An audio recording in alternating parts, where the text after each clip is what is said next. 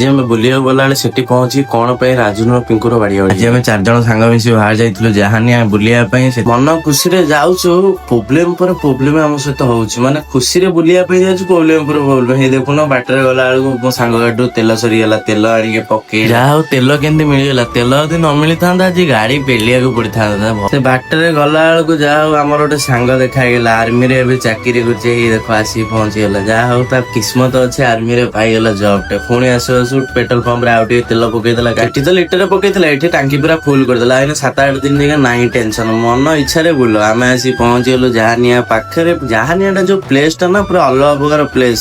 ସେଥିପାଇଁ କେତେବେଳେ ଟିକେ ସାଙ୍ଗମାନଙ୍କ ସହିତ ବୁଲିକି ପଳେଇ ଯାଉ, କାହିଁକି ନା ଜୀବନରେ କେତେବେଳେ କଣ ହବ କେହି କହିପାରିବେ। ଏମିତି ପ୍ଲେସ ଆସିକି ମନ ପୁରା ଖୁସି ହେଇଗଲା, ପୁରା ମାଇଣ୍ଡ ଫ୍ରେଶ ହେଇଗଲା ଆମର। ଏଠି 10 ମିନିଟ୍ ଖଣ୍ଡେ ଛିଡା ହେଲେ ମୁଁ ଭାବୁଛି ବିନା ମୋବାଇଲ ଏଠି ଛିଡା ହେବି। ଏତେ ଖୁସି ଭିତରେ ଦେଖୁନ ପିଙ୍କୁର ରାଜୁନ କେମିତି ଛୋଟ ପିଲା ଭଳିଆ ବାଡିଆ ବାଡି ହୁଅନ୍ତି। କଣ କହିବ, ମୁଁ ତାକୁ କହିଲା ଭିତରେ ସେ ମୋ ଉପରକୁ ବାଲି ଫୋପାଡି ସାରିଲି। ମୁଁ ବାଲି ମୋ ଦିହରେ ପଶିଗଲା।